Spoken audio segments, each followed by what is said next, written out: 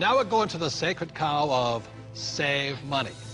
And in 1971, President Nixon took the dollar off the gold standard, basically took the world off the gold standard, and money was no longer money. So people are no longer saving money. So just to reiterate again, this is $300, what an ounce of gold was worth in the year 2000. So Kim, lift that. Okay. All right, and so this here is 1 ounce of gold in the year 2010, and it's now $1,100. Ugh, and this is why people are working so hard. I can do it, I can do it. Yes, I can do it. Barely. So the big reason I've said in my books for years that savers were losers is very simply because in 1971, the dollar stopped being money, it became debt. Right, Mike? Yeah, the rules all changed in '71. Before then, somebody, when they became working age, they could expect to put away 10% a year, and by the time they got into their 60s, they could retire on their savings account and expect to live off that interest. And in '71, everything changed, and they started creating currency on a massive scale. Worldwide. Ever since then, worldwide. And that is what causes inflation and the loss of purchasing power. So people thinking that they can retire, you know, back in the 50s, if you got $100,000 or $50,000, you could retire on that. Yeah. You know?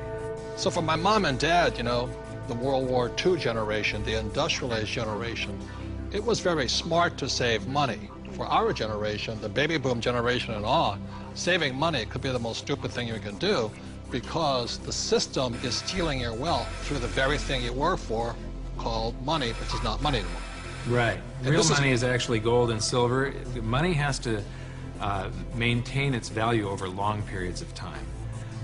Currency doesn't have to. And this is historically, has always been, for thousands of years, this has been money. 5,000 years this has been the predominant currency. It became money when somebody minted it into coins in Lydia in about 680 BC. And each unit had the same buying power as the next one. They became interchangeable. So let me ask you this. This printing of money out of just paper, this has been tried before, hasn't it? Many, many, many times, and there's always one result. You get far, far higher prices of everything, but especially real money. When they start creating a whole lot of currency, eventually gold and silver lie in wait. And then when the public senses this inflation of retail prices that is caused by inflation of the quantity of currency in circulation, they rush back toward gold and silver, and they have for 5,000 years. So name some governments that have attempted to print money. The Weimar Republic. I don't know what I Germany. just did with that $100 trillion bill. He's got a The Zimbabwe, yeah. Look at this one. This is the most recent, a $100 trillion note.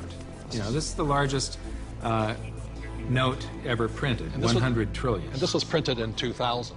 Yeah, but when Zimbabwe was created as a country, when it went from Rhodesia to Zimbabwe, they were, the Zimbabwean dollar was on parity with the US dollar. One US dollar was the same as a Zimbabwe dollar. This doesn't buy anything today. It doesn't buy a cup of coffee. Doesn't even buy a cup of coffee? No. In fact, they have ruined it by putting ink on it. You can't write it. You can't write a list, so it would have been more valuable at this point if it was blank. Right. See, the Greeks did the same thing when they started clipping coins. They just take the silver off of it. The Romans tried it, the English tried it, the Germans tried it, the Chinese tried it, and now the US is trying it. Yep. And so that's why saving money is probably the biggest mistake you could make right now, because today money is no longer money. It's now debt. I can vouch for that because my leg is now numb. So all currencies throughout the world are in trouble, the same way this Zimbabwe dollar is in trouble. And that's the problem with saving money. After 1971, it was no longer money. More than 70% of all the currency on the planet is US dollars. If the US dollar goes, the world goes with it. I'm preparing by getting fully diversified. I buy both gold and silver.